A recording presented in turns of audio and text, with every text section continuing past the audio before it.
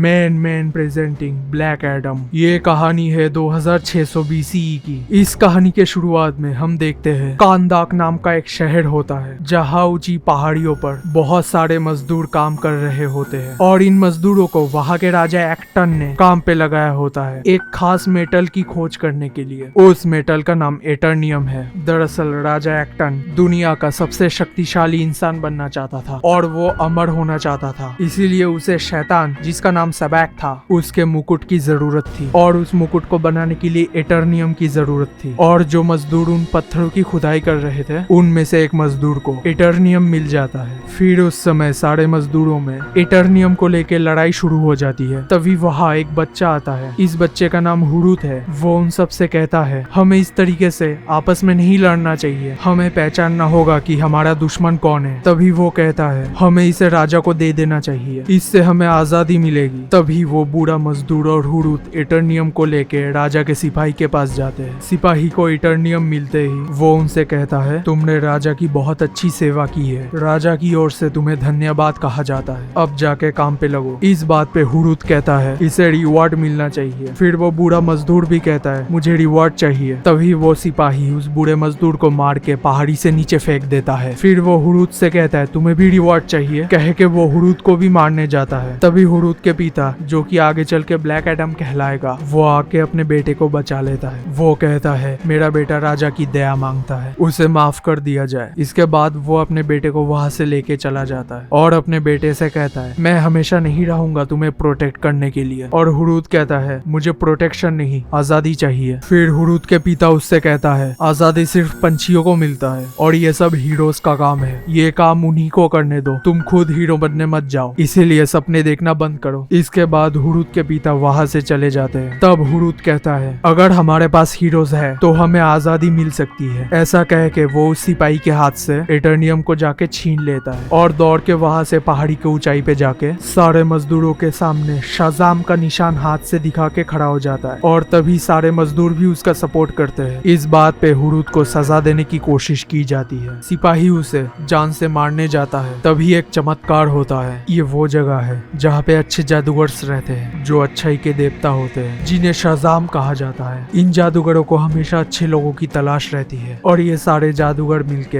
हुरुत को एक ऐसी शक्ति देते हैं जिससे हुरुत तभी बड़ा हो जाता है। और फिर हमें दिखाया जाता है राजा के सिपाही आके हुरुत की माँ की जान ले लेते हैं और हुरुत के पिता अपनी पत्नी को बचा नहीं पाते। थोड़ी देर बाद हुरुत जिसके पास अभी जादूगरों की शक्ति आ चुकी है वो अपने पिता के पास आता है और जब उसका पिता उससे कहता है कि मैं तुम्हारी माँ को बचा नहीं पाया, फिर वो अपने पिता से कहता है मैं जो कहता हूँ वो रिपीट करो। फिर दोनों एक साथ शाजाम बोलते हैं और ऐसा कहते ही हुरुत की सारी शक्तियाँ उसके पिता के अंदर ट्रांसफर हो जाता है और हुरुत फिर से अपने असली रूप में आ जाता है और यहीं पे उसका पिता ब्लैक एडम बन जाता है। तभी एक तीर आके हुरुत को लगता है और वो वहीं पे मर जाता है। उसके बाद फिर हम देख पाते हैं राजा के सिपाही सबैक के मुकुट को राजा के पास लेके जाते हैं। राजा मुकुट को पहनने ही वाला होता है तभी ब्लैक एडम वहाँ पे आ जाता है और राजा के साथ उसके पूरे साम्राज्य को खत्म कर देता है। और इस बात से वहाँ के प्रजा ब्लैक एडम को अपना हीरो मानने लगते हैं और वो लोग कंदाक में ब्लैक एडम का एक स्टैचू बनाते हैं। लेकिन जादूगर इस बात से नाराज होकर अपने जादू से ब्लैक एडम को पत्थर के अंदर कैद कर देते हैं क्योंकि जादूगरों ने ये शक्ति लोगों की मदद करने और उनकी रक्षा करने के लिए दी थी। लेकिन ब्लैक एडम ने एक पूरे साम्राज्य को तबाह कर दिया था। अब इसके बाद 5000 साल बीत जाते हैं और यहाँ हमें दिखाया जाता है कांदाक शहर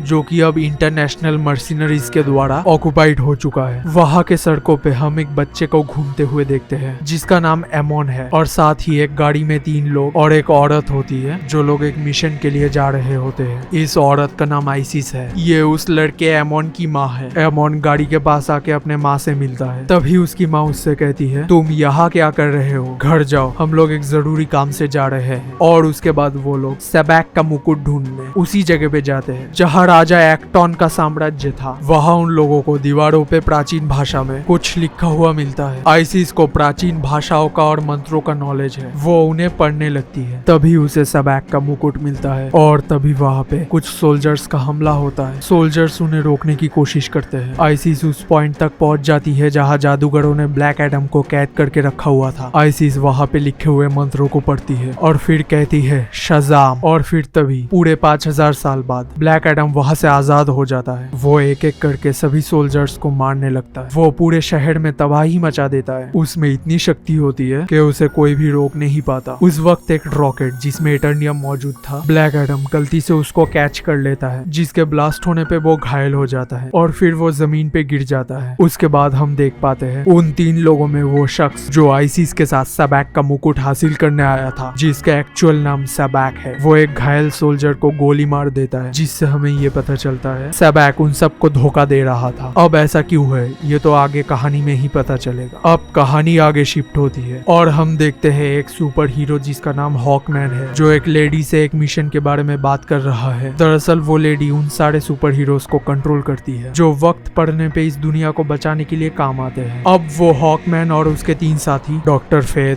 एटम और साइक्लोन को एक मिशन के लिए भेजती है। दरअसल इनको पता चल चुका है कि ब्लैक एडम आजाद हो चुका है और सबैक का मुकुट भी चोरी हो चुका है, इसलिए वो चारों इस मिशन के लिए निकल पड़ते हैं। अगले ही सीन में हम देखते हैं ब्लैक एडम जो कि बेहोशी के हालत में आइसिस के घर में है। उसे अपने पास्ट का विजन आता है जब उसके बेटे और उसके पत्नी को मारा जा रहा था। वो बेहोशी में ही उन्हें प्रोटेक्ट करने की कोशिश करता है, तभी उसकी आंख खुल जाती है और उसके सामने आइसिस का बेटा एमोन होता है। ब्लैक एडम वहां से उठ के जाने लगता है। एमोन उसे रोकने की कोशिश करता है। ब्लैक एडम उससे कहता है कि सामने से हटो। ऐसा बोल के वो वहां से निकलने ही वाला होता है, तभी वो मिरर पे अपने आप को देखता है। एमोन उससे कहता है कि तुम 5000 साल बाद बाहर निकले हो। ब्लैक एडम इस बात से बहुत ही ज्यादा हैरान हो जाता है। वो एमोन से पूछता है 5000 साल? फिर वो खिड़की के पास जाके बाहर देखता है तो उसे दूर अपनी स्टैचू दिखाई देता है। फिर वो एमोन से पूछता है उस जगह का नाम क्या है? एमोन कहता है कांदाक। इस पे फिर से ब्लैक एडम पूछता है क्या मैं कभी वहां गया था? अब कहानी में आगे दिखाया जाता है ब्लैक एडम उसी स्टैचू के पास जाता है। उसे फिर से पास्ट में अपने बेटे और अपनी पत्नी की मौत का विजन आता है और वो स्टैचू के सामने खड़ा होकर कहता है कि मुझे माफ करना। तभी शहर में वो लड़का एमोन और उसके माँ के साथ कुछ गुंडों की लड़ाई होने लगता है। एमोन ब्लैक एडम को मदद के लिए बुलाता है। ब्लैक एडम उन दोनों की मदद करने के लिए पहुंच जाता है। ब्लैक एडम की उन गुंडों के साथ लड़ाई होने लगती है। अब यहाँ पे वो सुपर हीरोज जो ब्लैक एडम को पकड़ना चाहते हैं, उनमें से डॉक्टर फेथ जो फ्यूचर देख सकते हैं, उसे ब्लैक एडम के पास में होने का विजन आता है और कहता है वो यही है। अब हॉकमैन को ये बात पता चलते ही वो अपने शिप से कूद पड़ता है ब्लैक एडम को रोकने के लिए। यहाँ पे ब्लैक एडम और उन सुपर हीरोज के बीच में कुछ देर तक फाइट चलती है। उस वक्त डॉक्टर फेथ को ये पता चल जाता है सबैक का मुकुट आइसिस के पास है। कुछ देर बाद यहाँ लोगों की भीड़ जमा होने लगती है और लोग सुपर हीरोज से कहते हैं तुम लोग यहाँ से लौट जाओ, हमें तुम्हारी जरूरत नहीं है, हमें हमारा रक्षक मिल गया। थोड़ी देर बाद लड़ाई खत्म होते ही डॉक्टर फेथ और उनके साथी आइसिस से सबैक का मुकुट मांगते हैं। डॉक्टर फेथ आइसिस से कहता है तुम्हारे पास जो सबैक का मुकुट है वो हमें दे दो, लेकिन आइसिस साफ इनकार कर देती है और कहती है कि मेरे पास कोई मुकुट नहीं है। आइसिस ये भी कहती है कि तुम लोग आर्मी से हो, लेकिन 27 सालों से यहाँ किसी ने तुम्हारी शक्ल तक नहीं देखी। अब हमें तुम्हारी कोई जरूरत नहीं है, अब हमारे पास हमारा रक्षक है, तुम लोग जाके इंटरनेशनल्स की सुरक्षा करो। हॉकमैन आइसिस से कहता है वो कोई हीरो नहीं है, उसने सबैक का मुकुट चुराया है, वो तुम्हारे साथ है, उससे कहो कि वो सरेंडर कर दे। फिर आइसिस कहती है यही बात इन सारे पब्लिक को बोल के दिखाओ। तभी हॉकमैन कहता है हमारे पास इसके लिए वक्त नहीं है, तुम्हें हमारी मदद करनी चाहिए। फिर आइसिस उन्हें ब्लैक एडम के पास लेके जाती है। ब्लैक एडम आइसिस से पूछता है क्या वो लोग तुम्हारे साथ आए हैं? आइसिस जवाब देती है हाँ, और उसी वक्त आइसिस ब्लैक एडम को उसका पास्ट याद दिलाती है। वो ये भी बताती है कि उसने बचपन में अपनी दादी से सुना था कि ब्लैक एडम ने किस तरीके से किंग एक्टॉन की साम्राज्य को खत्म किया था, और तभी ब्लैक एडम को अपने पास्ट का वही विजन दोबारा आता है। फिर वहाँ सुपर हीरोज आ जाते हैं। हॉकमैन ब्लैक एडम से कहता है हम शांति चाहते हैं, तुम सरेंडर कर दो। पर ब्लैक एडम कहता है मैं शांति नहीं चाहता और मैं सरेंडर नहीं करूंगा। इसी बीच एमोन को सबैक आके उठा के लेके चला जाता है। ब्लैक एडम और वो सुपर हीरोज अमोन को बचाने के लिए वहां से निकल जाते हैं। सबैक उनसे वो मुकुट वापस मांगता है, लेकिन वो लोग कहते हैं उनके पास कोई मुकुट नहीं है। तभी सबैक अमोन को गोली मारने की धमकी देता है। तभी आइसिस कहती है कि मुकुट मेरे पास है। वो मुकुट सबैक को देने जाती है। हॉकमैन उसे ऐसा करने से रोकने जाता है, लेकिन इस पे आइसिस कहती है तुम ही लोगों की वजह से मेरे पति मरे थे, अब मैं तुम लोगों पे अपने बेटे के लिए भरोसा नहीं कर सकती। और वो सबैक को वो मुकुट दे देती है। अब हमें यहाँ पे ये दिखाया जाता है सबाक उस मुकुट को हासिल करने के बाद उन सबसे उस मुकुट को उस तक पहुंचाने के लिए थैंक्स बोलता है। अब यहाँ पे इस बात का खुलासा होता है सबाक ही वो राजा होता है जिसे ब्लैक एडम ने 5000 साल पहले मारा था। अब वो फिर से अपना मुकुट हासिल कर लेता है। सबाक ब्लैक एडम से कहता है जब तुम्हारा बेटा हुरुत मरा था तब तुम्हारा चेहरा देखने लायक था। अब ब्लैक एडम को इस बात पे बहुत गुस्सा आता है। अब सबाक एमोन को भी मारना चाहता है और ऐसा वो इसीलिए करता है क्योंकि वो जानता है ब्लैक एडम एमोन को बचाने की कोशिश जरूर करेगा और उसे मार देगा, क्योंकि उस मुकुट को पाने के बाद सबाक को फिर से एक बार मरना होगा। तभी वो शैतान की दुनिया में जाके शैतान से मिल सकता है और ज्यादा शक्तियों के साथ फिर से जिंदा होके वापस आ सकता है, जैसा उसने पिछले जन्म पे भी किया था। फिर वो अपने सुरक्षा कवच को बंद करके एमोंग को गोली मार देता है। अब यहाँ पे ब्लैक एडम आके एमोंग को बचा लेता है और सबाक को दोबारा मार देता है। उस वक्त वहाँ पे एक धमाका होता है और फिर हम देख पाते हैं आइसिस को उसका बेटा एमोन वापस मिल जाता है और सबाक की लाश मुकुट के साथ वहीं पे पड़ा हुआ होता है। अगले ही सीन पे हम देखते हैं हॉकमैन ब्लैक एडम के पास जाता है। वो उससे पूछता है हुरुत कौन है। ब्लैक एडम कहता है हुरुत कांदाक का रियल चैंपियन था और मेरा बेटा भी। और तभी कहानी फिर से फ्लैशबैक में जाती है। फिर यहाँ पे हम ब्लैक एडम की पास्ट की कहानी देख पाते हैं जब उसकी बेटे और उसकी पत्नी की मौत हुई थी। ब्लैक एडम हॉकमैन से कहता है मेरे बेटे हुरुत ने कांदाक के राजा को खत्म करने के लिए अपनी शक्ति मुझे दी थी और इस दुनिया को सुंदर बनाने के लिए उसने मुझे बचाया था। अगले ही पल में ब्लैक एडम हॉकमैन से कहता है मैं अभी अपनी शक्ति छोड़ने को तैयार हूँ, लेकिन तुम्हें वादा करना पड़ेगा कि उसके बाद मुझे फिर से वापस नहीं आना पड़ेगा और तुम इस दुनिया की रक्षा करोगे। ये कह के ब्लैक एडम कहता है शज़ाम। तभी वो फिर से पहले जैसा साधारण इंसान बन जाता है और फिर इसके बाद ब्लैक एडम को समुंदर के नीचे एक सीक्रेट जगह पे स्लीपिंग चेम्बर के अंदर रखा जाता है, जहाँ पे और भी सुपर हीरोज को रखा गया था। और फिर हमें दिखाया जाता है कि डॉक्टर फेथ को फिर से एक और विजन आता है। शैतान सबाक हॉकमैन को मार रहा होता है। फिर जब हॉकमैन डॉक्टर फेथ से इस बारे में पूछता है, डॉक्टर फेथ उसे बताता है कि मुझे अभी विजन आया कि तुम मर रहे हो। इस पे हॉकमैन कहता है कि मुझे कोई डर नहीं है। फिर अगले ही सीन पे हम देखते हैं सबाक मरने के बाद शैतान के पास पहुंच जाता है और शैतान से बहुत सारी शक्तियां और मुकुट हासिल करके दोबारा वापस आ जाता है। सबाक वापस आके तबाही मचाना शुरू कर देता है और वो कहता है कि किंग वापस आ गया है, अब ये शहर मेरा होगा। फिर कहानी में आगे दिखाया जाता है सबाक और सुपर हीरोज में लड़ाई शुरू हो जाता है और इस लड़ाई में डॉक्टर फेथ अपने तीनों साथियों को एक इनविजिबल वॉल में कैद करके खुद अकेले ही सबाक के साथ लड़ने पहुंच जाता है। वो सबाक को सिंहासन पे बैठने से रोकता है। डॉक्टर फेथ के पास एक ऐसा स्पेशल पावर है जिससे वो अपने बहुत सारे इमेजेस बना सकता है और उसका एक इमेज समुंदर के नीचे जाके अपनी शक्ति से स्लीपिंग चेम्बर से ब्लैक एडम को जगाता है और उसे स्लीपिंग चेम्बर से बाहर निकालता है। वो ब्लैक एडम से कहता है अब तुम्हारा फिर से बाहर निकलने का वक्त आ गया है, वापस आओ और दुनिया को बचाओ। अब इस दुनिया को तुम्हारी जरूरत है। तुम्हारे पास दुनिया को बर्बाद करने की भी ताकत है और इसे बचाने की भी ताकत है। तभी हम देखते हैं कि ब्लैक एडम अपने स्लीपिंग चेम्बर से बाहर आ जाता है। वो समुंदर से बाहर निकल रहा होता है। तभी उसे फिर से अपनी पत्नी और बेटे का विजन आता है। वो उन दोनों को गले लगा के कहता है गॉड ने हमें फिर से मिलाया है, लेकिन उसका बेटा उससे कहता है अभी आपका समय नहीं हुआ है। मतलब ये है कि अभी उसे दुनिया की रक्षा करनी है। फिर उसका बेटा उसे फिर से शज़ाम कहने को कहता है और वो शज़ाम कहता है। तभी उसकी शक्ति फिर से वापस आ जाती है और इसी बीच हम देख पाते हैं कि डॉक्टर फेथ की मौत हो जाती है। फिर ब्लैक एडम और सबाक के बीच में लड़ाई होती है और इस लड़ाई में हॉकमैन भी ब्लैक एडम की मदद करता है। तभी सबाक हॉकमैन को भी मार देता है और इस लड़ाई के आखिर में ब्लैक एडम सबाक को खत्म कर देता है। फिर हम देखते हैं आखिर में आइसिस ब्लैक एडम को सिंहासन पे बैठने को कहती है और कांदाक का न्यू लीडर बनने को कहती है। ब्लैक एडम उस सिंहासन पे बैठता है। तभी एमोन उससे पूछता है कैसा लग रहा है। ब्लैक एडम कहता है गलत और वो सिंहासन को तोड़ देता है। फिर कहता है कांदाक को राजा की नहीं रक्षक की जरूरत है। इसके बाद कहानी आगे शिफ्ट होती है और हम देख पाते हैं वो लेडी जो सुपर हीरोज को कंट्रोल करती है वो आके ब्लैक एडम से कहती है ब्लैक एडम तुम हमारे पास वापस नहीं आना चाहते,